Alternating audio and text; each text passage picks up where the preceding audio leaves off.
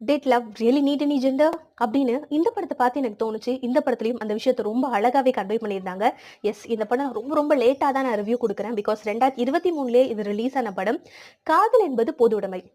அந்த டைட்டில் பார்த்தோன்னே சம்திங் அவங்க ஏதோ நமக்கு இது விஷயத்த சொல்ல வராங்க. காதலை பத்தி சொல்ல வராங்களா? இது காதல் யார் மேலனாலும் எந்த நேரத்தினாலும் எப்படினாலும் வரலாம். இது பாலினத்தை சார்ந்தது கிடையாது அப்படின்னு ரொம்ப அழகா எடுத்து காட்டியிருக்காங்க ஜெயபிரகாஷ் ராதாகிருஷ்ணன் அவர்கள். முக்கியமா இந்த படத்துல லெஜிமோல் ஆகட்டும், வினீத் ஆகட்டும், ரோஹினி ஆகட்டும், நிறைய முகங்கள், தெரிந்த முகங்கள் நம்ம நடிச்சிருக்காங்க. அண்ட் இந்த படத்துல ரொம்ப அழகா ஒரு விஷயத்த காட்டியிருக்காங்க. நம்ம சொல்லிடுறோம் இல்லையா, கே, லெஸ்பியன்ஸ் இந்த மாதிரி நிறைய பேர் இருக்காங்களே, ஹோமோசெக்சுவல், பைசெக்சுவல் அப்படின்னு நிறைய பேர் இருக்காங்க. பட் இதை எவ்வளோ அழகா இதை காட்ட முடியும். அந்த லவ்ங்கிறது நார்மல் பீப்புள்ஸ்க்கும் சரி, பைசெக்சுவல் பீப்புள்ஸ்க்கும் சரி ஒரே மாதிரியான ஃபீலிங்ஸ் தான் இருக்குது. அது ஒன்றும் ரொம்ப வித்தியாசமான விஷயம் கிடையாது, நேச்சுரலா இருக்கிற விஷயம் தான் அப்படின்னு ரொம்ப அழகா காட்டியிருந்தாங்க. கண்டிப்பா அந்த படம் நீங்களும் பாருங்க, உங்களோட பெர்ஸ்பெக்டிவே சேஞ்ச் ஆகும். So do watch it.